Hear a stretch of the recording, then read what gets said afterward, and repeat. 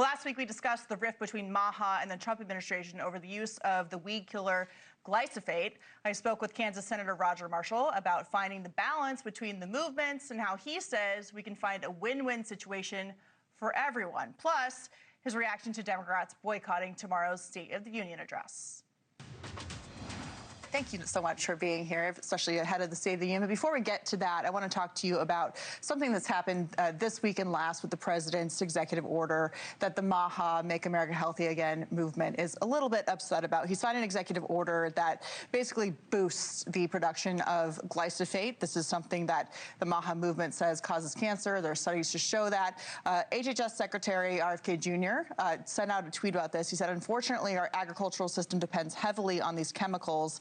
If these inputs disappeared overnight, crop yields would fall, food prices would surge, and America would experience a massive loss of farms, even beyond what we're witnessing today. The consequences would be disastrous. So in Kansas, farming is, of course, imperative, but you're also a big part of the MAHA movement. Right. So how do you reconcile these two things? Right. So what I've tried to do is focus on healthy soil. So healthy soil is where American agriculture meets MAHA, that healthy soil leads to healthy food. So what I like to preach is regenerative agriculture, where we're going to grow more with less. So really there's no way yet to get around not using glyphosate to some extent, but we're using it at a fraction of what we used to use it, and making sure that we don't use it as a desiccant at the end of the crops harvesting as well. So we're doing everything we can to minimize that exposure. And like most products, most chemical products, depending on the dosage you're exposed to, makes it dangerous or not dangerous. So I think the levels we're using at it, when used properly, it's a safe chemical to use. And if we want to do no-till farming, keep the carbon in the soil, then we're going to have glyphosate.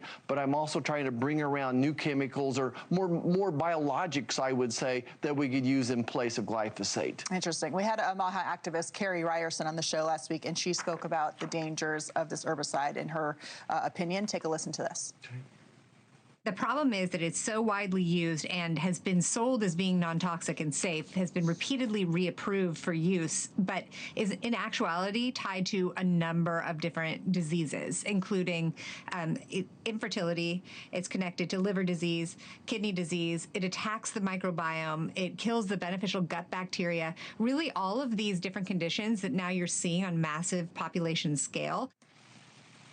So you've repeatedly talked about American farmers being key to making America healthy again. Right. But you have this little bit of a rift between what farmers are asking for and the necessity, according to the HHS Secretary, of this chemical. And it's not really being reconciled with what MAHA wants, at least in the immediate term.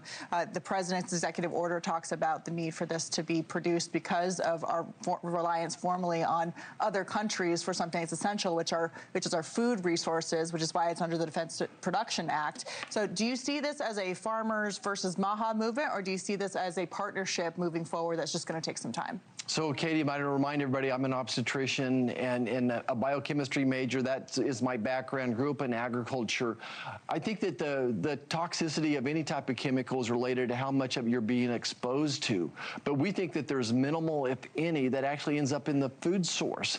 And if there is, then they're using it wrong. So gasoline could be harmful to you. You don't want to be drinking it. And I don't want to be painting people with glyphosate either. So I think, again, my focus on is finding the win-win situation. I want to use as least amount as possible, and we're doing that. And in many cases, we're using 60 or 70% less than we did once upon a time. We're focused on decreasing the drift off of the fields by new conservation practices as well. So I'm trying to find the sweet spot.